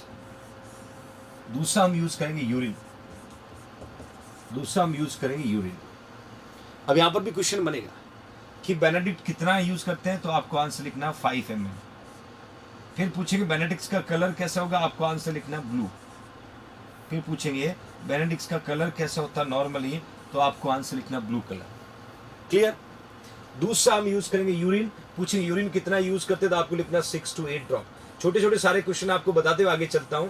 आपसे पहले पूछेंगे यूरिन शुगर में क्या क्या यूज करते हैं, आपको आंसर लिखना बेनेडिक्ट्स का यूज करते हैं। शुक्रिया दीपक ठाकुर, बेनेडिक्ट का यूज करते हैं। दूसरा किसका यूज करते हैं? यूरिन का। फिर पूछेंगे बेनेडिक्ट्स कितना यूज करते हैं हम लोग, 5 ml। फिर पूछेंगे बेनेडिक्ट्स जो है उसका कलर कैसा होता है, ब्लू कलर। फिर तीसरा क्वेश्चन पूछेंगे कि यूरिन कितना ड्रॉप यूज करते हैं, 6 to 8 ड्रॉप। ये तो बात हो गई यूरिन शुगर के टेस्ट करने से पहले क्या क्या रिक्वायरमेंट आपका होगा। यहां तक यदि समझ में आ गया तो मैं तरीका बताता हूं। सबसे पहले आपको क्या करना है, आपको कलेक्ट करना है। क्या कलेक्ट करना है? बेनेडिक्ट्स कलेक्ट करना। और बेनेडिक्ट जो सॉल्यूशन है, बेनेडिक्ट जो सॉल्यूशन है वो कितना हमने कलेक्ट किया, 5 ml। कलेक्ट करने के बाद में इसको हमने क्या किया बच्चों, हीटअप किया, हीटअप किया। और हीटअप करने के बाद वापस इसको हमने कूल किया, ठंडा किया। फिर क्या चेक किया, कलर। फिर क्या चेक किया हमने, इसका कलर चेक किया। और कलर यदि आपको ब्लू मिला, ब्लू मिला तो मतलब ब्लू क्यों चेक किया, ये प्योरिटी को चेक करने के लिए। मतलब आपका बेनेडिक्ट्स जो है क्या वो प्रॉपर है, जो आपका बेनेडिक्ट्स जो है वो क्या वो प्रॉपर है। तो हमने क्या किया बच्चों, बेनेडिक्ट्स को प्योरिटी को चेक करने के तरीका अपनाया।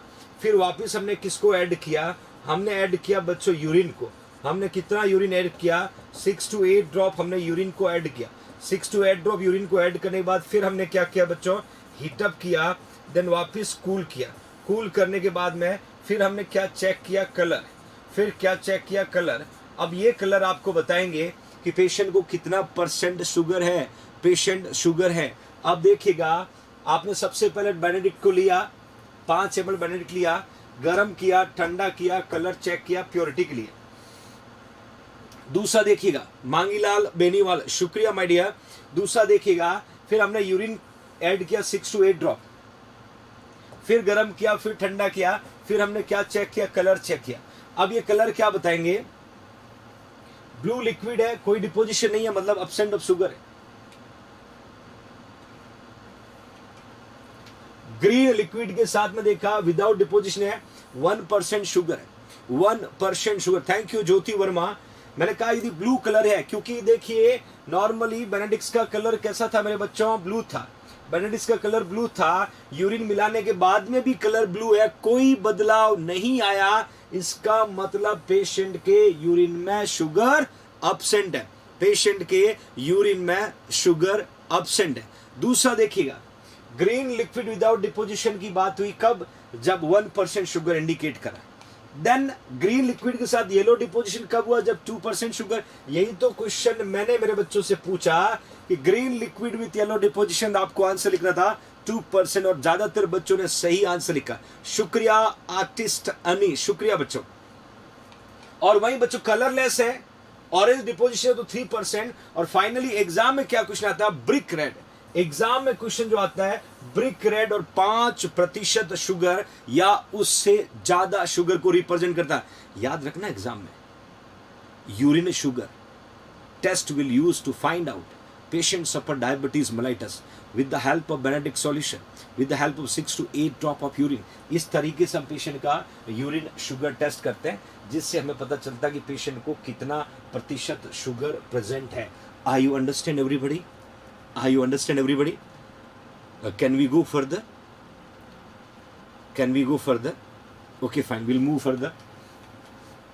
एक तगड़ा मोटा क्वेश्चन है बट बहुत आसान है, बहुत आसान है बच्चों। क्वेश्चन क्या कहता है कि आफ्टर 6 months ऑफ ट्रीटमेंट, 6 महीने ट्रीटमेंट के बाद, diet and exercise, 12 year old with type 2 diabetes still has a fasting blood glucose level 140। मतलब एक बच्चा है, उम्र 12 साल है, 5-6 महीने के ट्रीटमेंट में डाइटरी मॉडिफिकेशन किया, एक्सरसाइज किया, और उसको टाइप 2 डायबिटीज था, फिर भी शुगर का लेवल 140 है।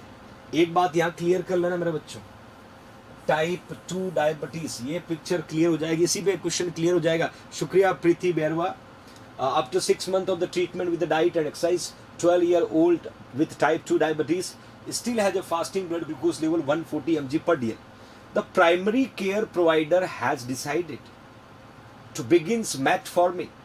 उन्होंने डिसाइड किया इसको मेटफॉर्मिन देना है। The adolescent asks how much how medication work। The nurse should tell the client medication या medicine decrease the production of glucose and। देखिए सीधा क्वेश्चन पूछा है कि मेटफॉर्मिन क्या करता है। इन्होंने 6 लाइन के क्वेश्चन में इन्होंने, शुक्रिया विक्रम कुमार, 6 लाइन के क्वेश्चन मेरे बच्चों, इन्होंने क्या पूछा कि मेटफॉर्मिन कैसे काम करती है। मतलब पहले ही मैंने आपको बता दिया था, शुरू में क्या बताया कि जब भी हम टाइप 2 की बात करेंगे, तो टाइप 2 को हम ट्रीट किससे करेंगे, हम ड्रग से ट्रीट करते हैं, क्योंकि यहाँ इंसुलिन तो अपने पास है। और ड्रग में मैंने कहा था ड्रग ऑफ चॉइस हम किसको बोलते हैं, तो मैंने बताया था बच्चों मेटफॉर्मिन हम बाइगुनाइट्स बोलते हैं, मेटफॉर्मिन और वी कैन से बाइगुनाइट्स, ये इसकी ड्रग ऑफ चॉइस है। क्यों टाइप 1 है तो you should need for the insulin therapy. तो क्या आंसर होगा, रिप्लेस नेचुरल इंसुलिन, क्या ये ड्रग नेचुरल इंसुलिन को रिप्लेस कर देगा। दूसरा, help the body make more insulin, ज्यादा इंसुलिन बनाने के लिए आपकी बॉडी की मदद करेगी, या ये इंसुलिन की सेंसिटिविटी को बढ़ा देगी, या ये डिक्रीज कर देगी carbohydrate that we can say absorption, carbohydrate absorption को डिक्रीज कर देगी। चारों में से सही आंसर, और मुझे 200% मेरे बच्चों पे भरोसा है कि आप ये हंसते हुए आंसर सही करोगे। You have capability to give the right answer. कभी भी कितना भी बड़ा क्वेश्चन क्यों ना हो, हमें तो उसमें उस लाइन को ढूंढना है। What MCQ want to ask, क्या चाहता है वो एमसीक्यू अपने से, हमने जैसे ही उसको पकड़ लिया, आंसर डैम श्योर सही होगा बच्चों। और आपका आंसर यहां पर भी मुझे बिल्कुल सही मिल रहा है, क्योंकि हद से ज्यादा आप लोग इजी टू अंडरस्टैंड पे इंप्रूवमेंट किया आपने, और मुझे आप पे बहुत प्राउड फील होता है। कभी कभी बस बदमाशी से थोड़ा दूर रहो बच्चों, क्योंकि आप बीच बीच में बहुत बदमाशी करने लग जाते हो, और really I don't like that kind of बदमाशी। इसलिए सिंसियरली पढ़ें, सिंसियरली आंसर दें। और ये विजिटिंग और घूमने फिरने वालों को तो मैं छोड़ता नहीं बेटा, पढ़ने वाले के लिए मैं तहे दिल से पल के बिछा के वेट करता हूं। बट बदमाश बच्चों को नहीं छोड़ता हूं। तो इसीलिए आपने सही आंसर पुट किया, क्लियर लिखा हुआ है कि ये इंसुलिन की सेंसिटिविटी को बढ़ाता है। बिल्कुल सही, एब्सोल्युटली करेक्ट, और यही आपका आंसर है, क्योंकि इंसुलिन तो था, इंसुलिन की सेंसिटिविटी बढ़ेगी तो शुगर को लेना स्टार्ट कर देगा, बच्चों। Okay fine. और नेक्स्ट क्वेश्चन को देखिएगा। मैं ड्रग के बारे में थोड़ा सा बताते हुए आगे चलता हूं बच्चों, क्योंकि ड्रग पे क्वेश्चन बनता है, थोड़ा कैरी ऑन करता हूं ड्रग पे बता करके। यहां पर बच्चों मैंने सल्फोनाइल यूरिया लिखा। देखिए 2 ड्रग बताऊंगा, एक तो सल्फोनाइल यूरिया और एक आपको बताऊंगा नॉन सल्फोनाइल यूरिया। दोनों में फर्क देखते हैं बच्चों। सल्फोनाइल यूरिया ये स्टिमुलेट करता है पैनक्रियास को ज्यादा इंसुलिन के लिए। जैसे अभी मैंने आपको मेटफॉर्मिन पढ़ाया, मेटफॉर्मिन जो है ये इंसुलिन पड़ा है, और उस इंसुलिन की सेंसिटिविटी को बढ़ाने के लिए हम यूज करते हैं। तो सल्फोनाइल यूरिया जो है stimulate pancreas to release more insulin and only effective when there is some pancreatic beta cell activity still present. मतलब क्या है, ये पेशेंट का पैनक्रियास था, ये टेल था, और यहां पर बीटा सेल था। कौन था? Beta cell. और यदि बीटा सेल पूरा ही डिस्ट्रॉय हो गया तो टाइप 1 हो जाएगा। वही बीटा सेल लिटिल बिट बचे हुए हैं और वहां पर इंसुलिन की सेंसिटिविटी बढ़ानी है, तो हमारे पास सल्फोनाइल यूरिया या प्रोडक्शन को बढ़ाने में रोल प्ले करेगा। वही नॉन सल्फोनाइल यूरिया जो है, जिसको एग्जांपल भी मैंने पुट किया बच्चों, एकार्बोस, ये सिक्रीशन ऑफ इंसुलिन में एबिलिटी को बढ़ाता है, दोनों में फर्क देखना।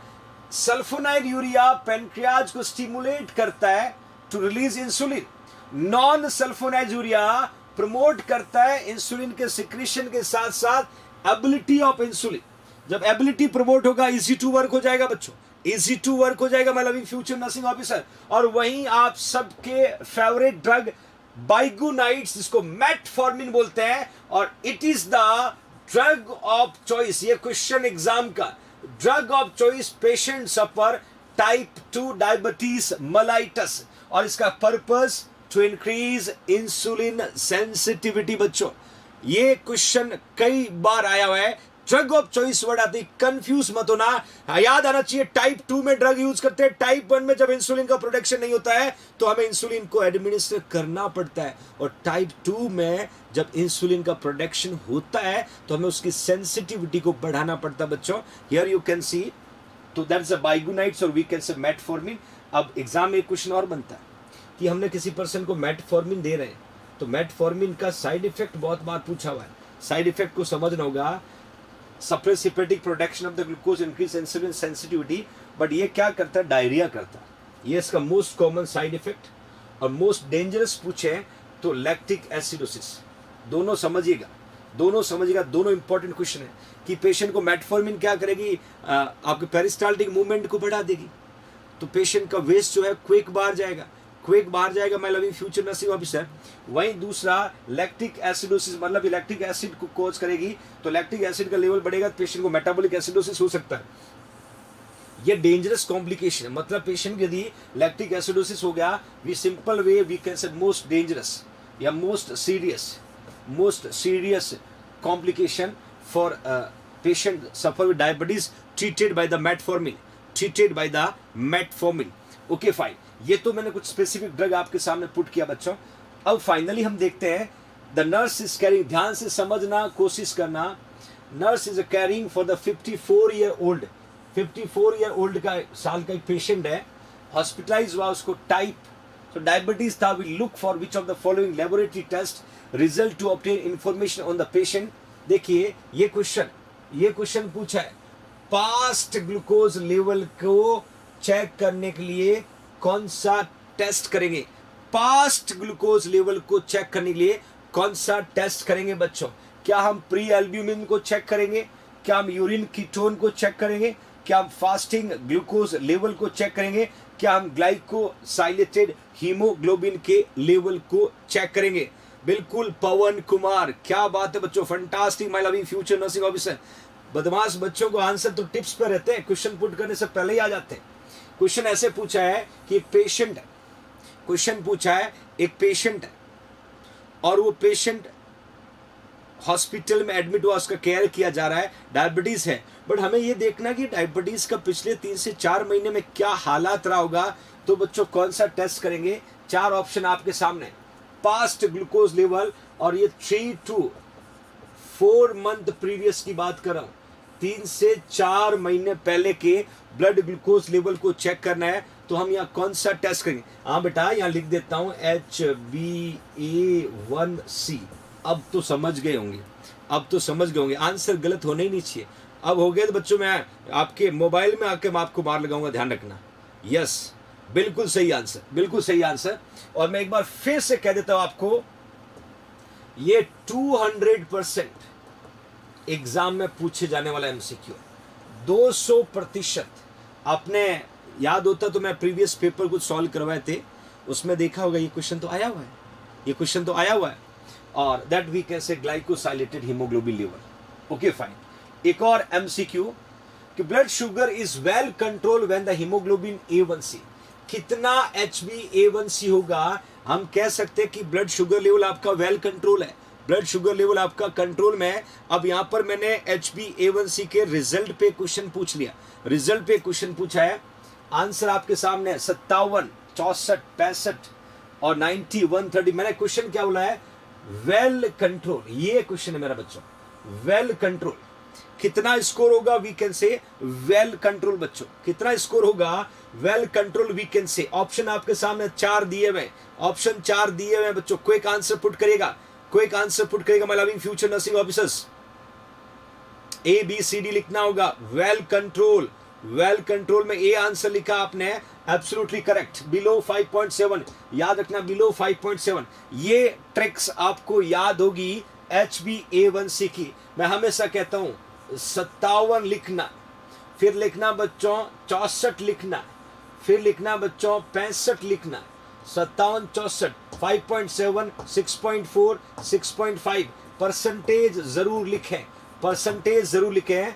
यदि बिलो 5.7 है तो नॉर्मल, या हम इसको वेल कंट्रोल बोल सकते हैं, वेल कंट्रोल बोल सकते हैं।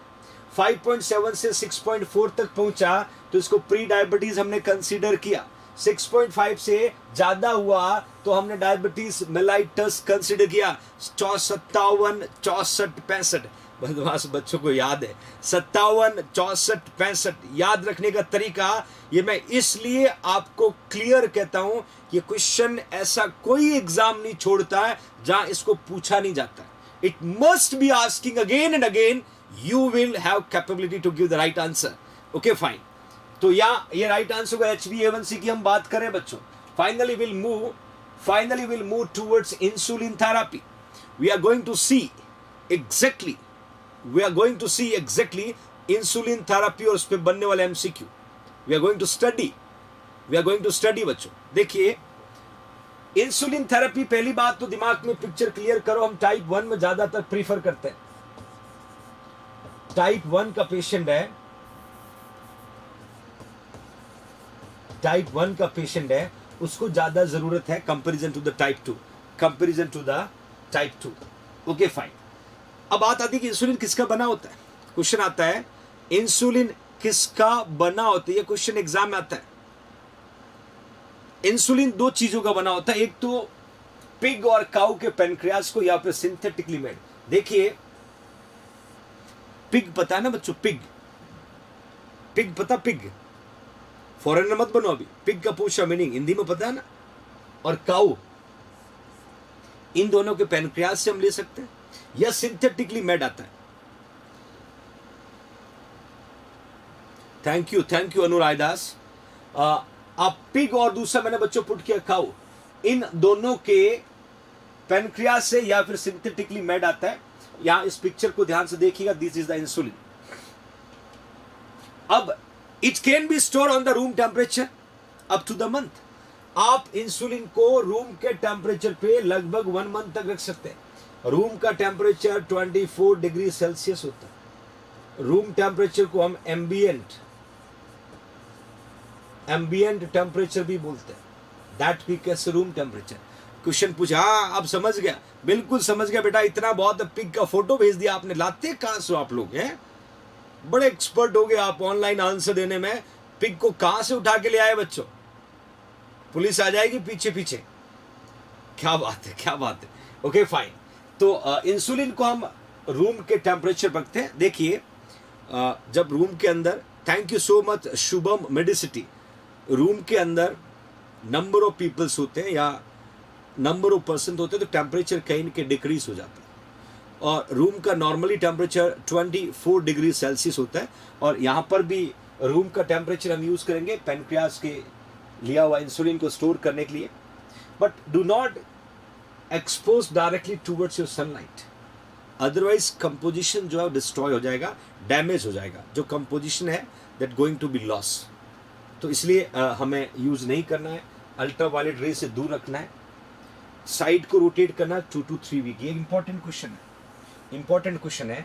ये है पेशेंट का एब्डोमन, ध्यान से देखना बच्चों, ये पेशेंट का एब्डोमन है। एब्डोमन के 9 रीजन हम पढ़ते हैं, 9 रीजन हम पढ़ते हैं। ये इसकी राइट साइड है, ये इसकी लेफ्ट साइड है, और ये है umbilical areas. Umbilical, commonly umbilical के सराउंडिंग जब भी हम इंसुलिन को एडमिनिस्टर करते हैं तो ये फास्ट एब्जॉर्ब होता है, फास्ट एब्जॉर्ब होता है बच्चों। ये क्वेश्चन एग्जाम में आया हुआ है, that we can say umbilical. Umbilical कि हम क्यों प्रिफर करते हैं, हम इंसुलिन को जो है, हम इंसुलिन को क्यों प्रिफर करते हैं नियर और अराउंड द अम्लाइकस एडमिनिस्टर करना, क्योंकि यहाँ से क्या होता है, इंसुलिन जो है फास्ट एब्जॉर्ब होता है बच्चों। क्या होता है? फास्ट एब्जॉर्ब होता है। दूसरा, अब इस एक ही जगह हम इंसुलिन को बार बार लगाएंगे तो बार बार एक ही जगह लगाने की वजह से लिपोडिस्ट्रोफी हो जाता है। एक ही जगह बार बार लगाने की वजह से लिपोडिस्ट्रोफी हो जाता है। और लिपोडिस्ट्रोफी का मतलब होता है फैट सेल का डीजनरेटिव चेंजेस होना। सपोज ये हाथ है, ये हाथ है, यहाँ बार बार यदि इंसुलिन लगाया तो यहाँ पर लिपोडिस्ट्रोफी हो जाएगा। यहाँ का जो फैट सेल है, यहाँ का जो fat cell, my loving future nursing officer, उसमें डीजनरेटिव चेंजेस आएगा। क्या आएगा? डीजनरेटिव चेंजेस आएगा बच्चों। Okay fine. इसीलिए एग्जाम में जब क्वेश्चन आता है कि इंसुलिन को साइट को कितने टाइम में चेंज करना चाहिए, तो आपको आंसर लिखना 2 to 3 वीक्स। आपको आंसर क्या लिखना है? 2 to 3 weeks. Will be rotate the site for 2 to 3 weeks. ये क्वेश्चन यहाँ पर बनता है बच्चों। ये क्वेश्चन कॉम्पिटेटिव एग्जाम के पर्पज से बनता है। You should need to be change, you should need to be rotate your site for 2 to 3 weeks. क्यों रोटेट करते हैं? To prevent lipodystrophy, to prevent lipodystrophy. Okay fine. उसके अलावा बच्चों ने लिखा कि कितने गॉल्स की निडल हम यूज करते हैं। एग्जाम में ज्यादातर जो क्वेश्चन पूछे गए हैं उसमें 26 गॉल्स का आंसर है। 26 गॉल्स की निडल हम यूज करते हैं जब भी पेशेंट को इंसुलिन को एडमिनिस्टर करते हैं। You should need to be use 26 gauge. Inch में पूछे तो आपको आधा इंच लिखना। कभी कभी 5th 8th भी पूछते हैं, 5th 8th भी लिखा था, तो आप वो भी राइट कर सकते हो। तो that we should need to be know everybody.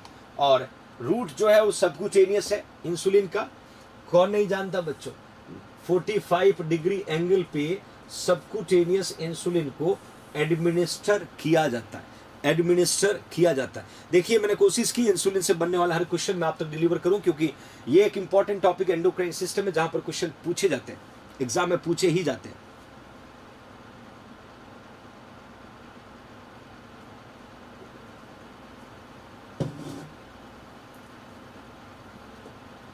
Okay fine.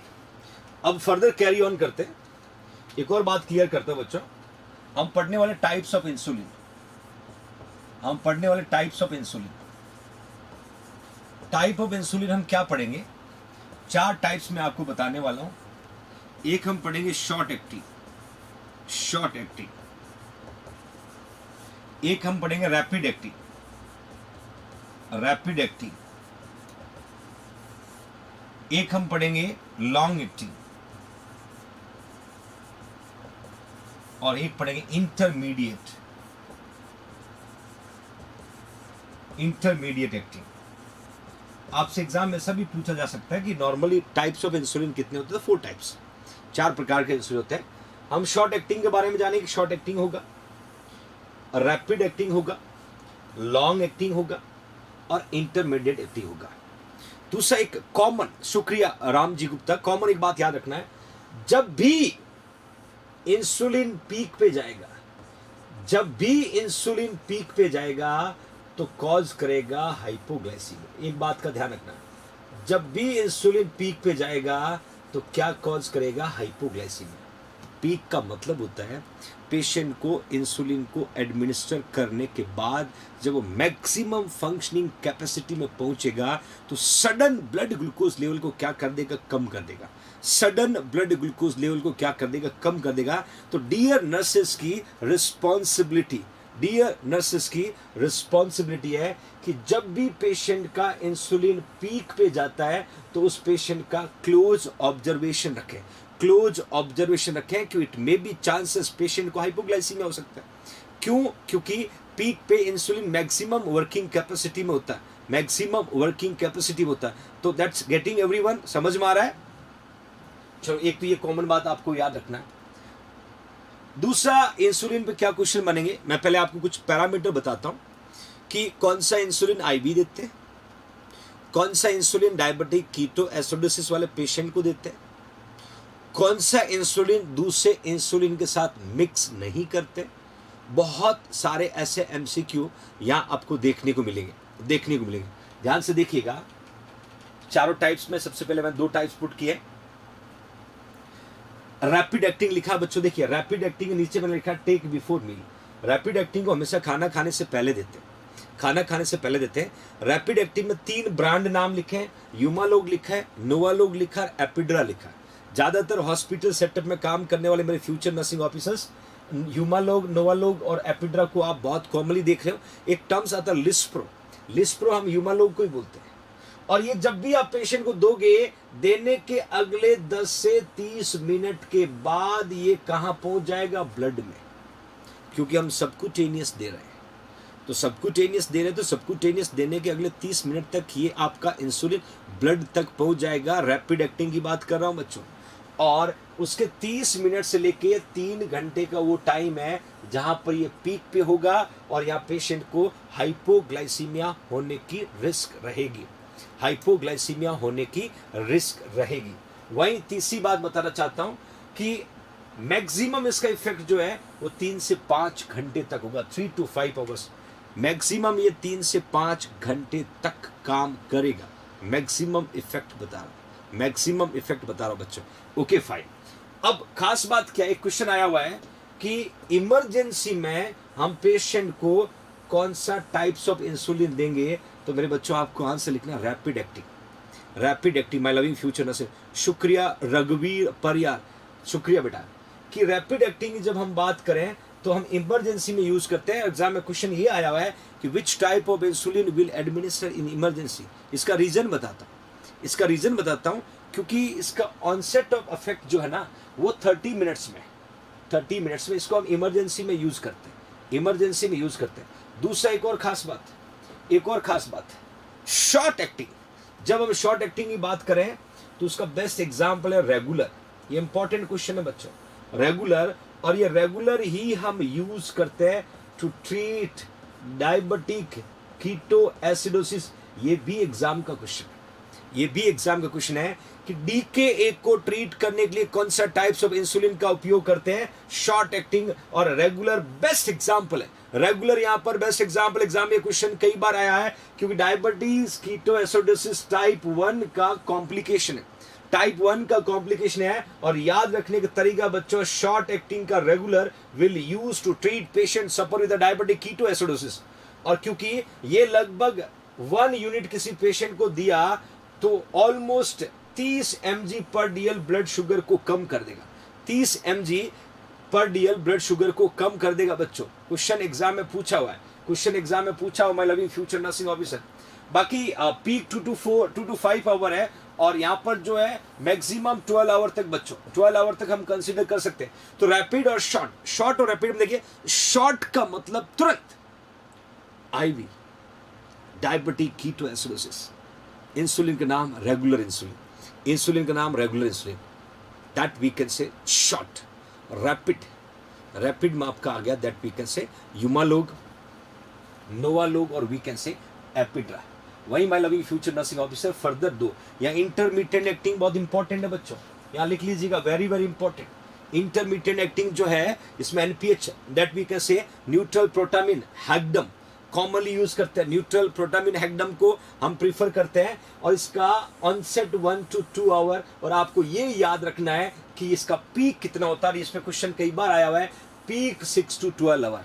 Exam में क्वेश्चन कैसे देते हैं, एग्जाम में क्वेश्चन कैसे देते हैं, हमें एक पर्टिकुलर इंसुलिन का नाम होगा, उसको एडमिनिस्टर करने का ड्यूरेशन दे देंगे और आपसे पूछेंगे पीक पे कब जाएगा।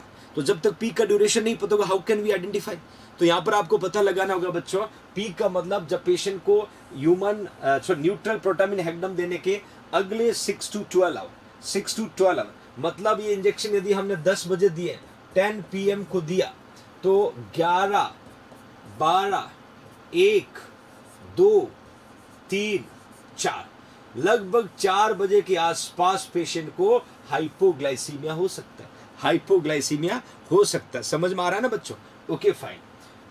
उसके अलावा अप टू 24 आवर्स तक रहता है। बाकी लॉन्ग टर्म की बात करें तो लॉन्ग एक्टिंग में that we can say glargine, Lantus, Levemir और can not mix with any other type of insulin. ये एग्जाम का क्वेश्चन कि वो कौन सा टाइप्स का इंसुलिन है जो किसी और इंसुलिन के साथ हम मिक्स नहीं करते हैं।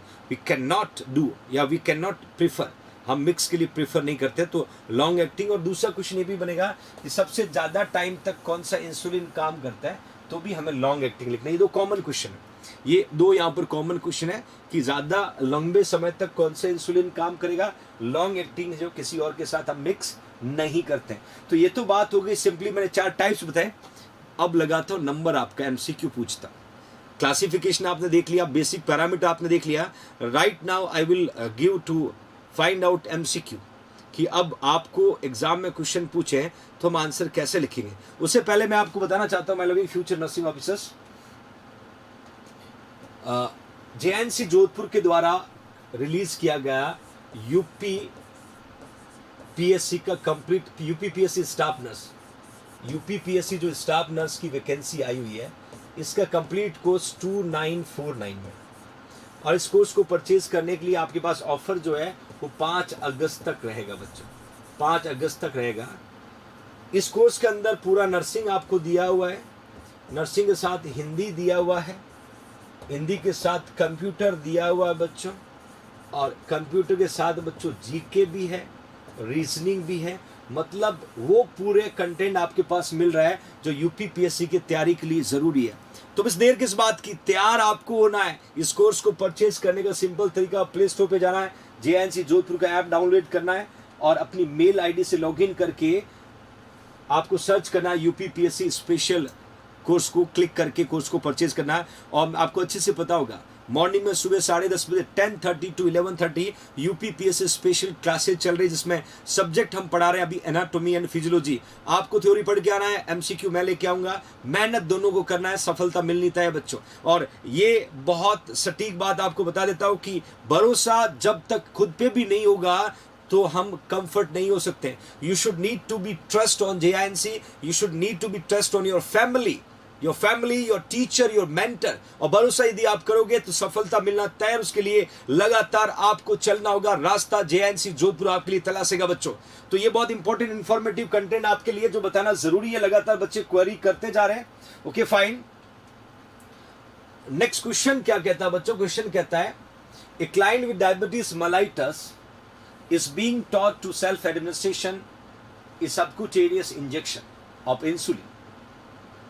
Identify the preferred site for the self-administration of drug. मतलब पेशेंट था कि उसको सेल्फ एडमिनिस्ट्रेशन ऑफ इंसुलिन के लिए, इंजेक्शन के लिए प्रीफर करना, तो कौन सी साइट जो है खुद इंजेक्शन लगाने के लिए प्रीफरेबल साइट है, प्रीफरेबल साइट है। ऑप्शन आपके सामने, मैंने यहाँ 2 फोटो पुट किया हुआ बच्चों, 2 फोटो पुट किया, ऑप्शन लिखा हुआ है ABCD। देखिएगा ये जो दिख रहा है ये पोस्टीरियर व्यू है, ये जो दिख रहा है ये एंटीरियर व्यू है। दूसरा ये लेटरल एस्पेक्ट ऑफ आर्म्स है, ये बटक्स है, ये अम्लाइकल है, ये anterior side of the thigh है। अब मुझे आप बताएं ए बी सी डी कौन सी साइड को हम प्रीफरेबल साइड बोलते हैं, कौन सी साइड को हम प्रीफरेबल साइड बोलते हैं बच्चों? फटाफट आंसर पुट करिएगा, फटाफट आंसर पुट करिएगा which is the preferable side. और मैं बताना चाहता हूं इंपॉर्टेंट एमसीक्यू है, क्वेश्चन कई बार पूछा हुआ है, मैंने ऑलरेडी आपके साथ पैरामीटर डिस्कस किए हैं। यहां बच्चों ने आंसर पुट किया है सी, और आपका आंसर यहां पर एब्सोल्युटली करेक्ट है बच्चों। और लिखा है कि the abdomen is the preferred site for the insulin injection because that we can say it is easily absorb, it is easily absorb. तो ये प्रीफरेबल साइट होगी बच्चों, प्रीफरेबल साइट होगी बच्चों। That's over everybody. This is the preferable site, my loving future nursing officers. Then you should prefer. That is a preferable site. Umbilical area. Okay, fine. Next देखिएगा. A nurse is there teaching a client how to mix regular insulin and NPH insulin. Very, very, very, very, very, very important. कि patient को mix करना है regular insulin और NPH. तो कौन सा insulin जो है हम पहले प्रीफर करते हैं? क्वेश्चन ये पूछा आपसे, विच of the following action is prefer if preferred performed by the client indicate the need for further teaching. मतलब ये तरीका है, तरीका क्या क्या कि पेशेंट को मिक्स करना रेगुलर इंसुलिन और एनपीएच को। कौन सा इंटरवेंशन ये इंडिकेट कर रहा है कि पेशेंट को फर्दर एजुकेशन की या फर्दर टीचिंग की जरूरत है? एक बात क्लियर कर लेना अपनी माइंड में, हमें उस इंटरवेंशन का पता लगाना है जो इंडिकेट कर रहा है कि पेशेंट को अभी भी समझ में नहीं आया। Withdraw the NPH insulin first, withdraw the regular insulin first, then withdraw the regular insulin first, NPH first, then further देखिएगा बच्चों, you can see everybody.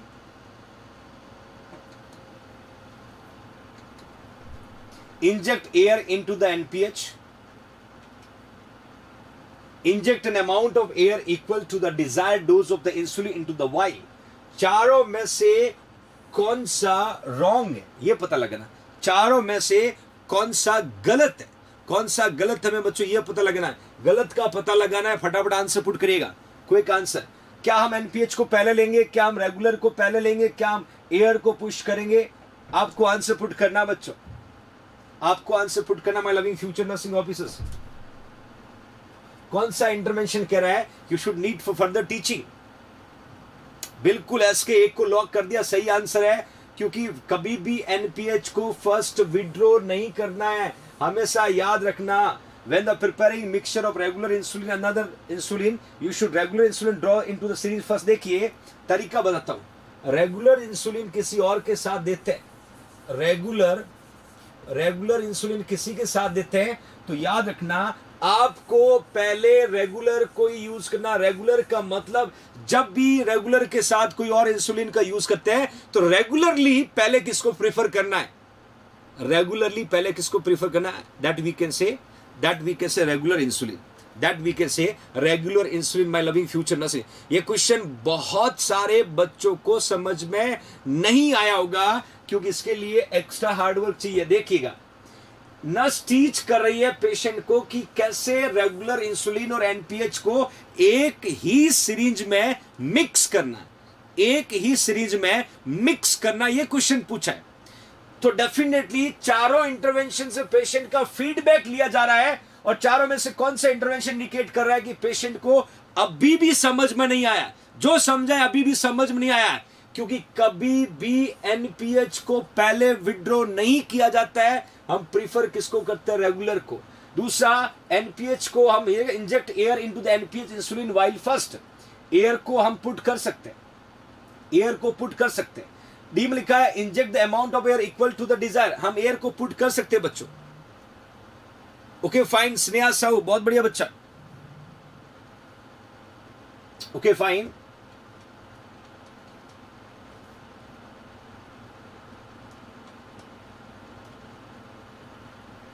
Next question को देखिएगा ध्यान से, नेक्स्ट क्वेश्चन को देखिएगा।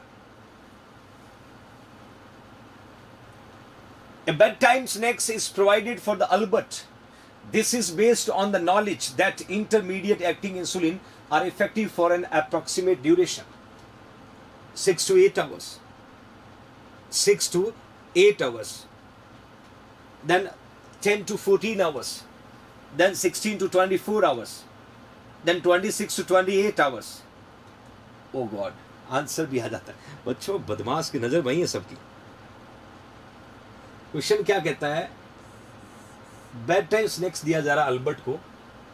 Based on knowledge the intermediate acting insulin are effective for the approximate duration.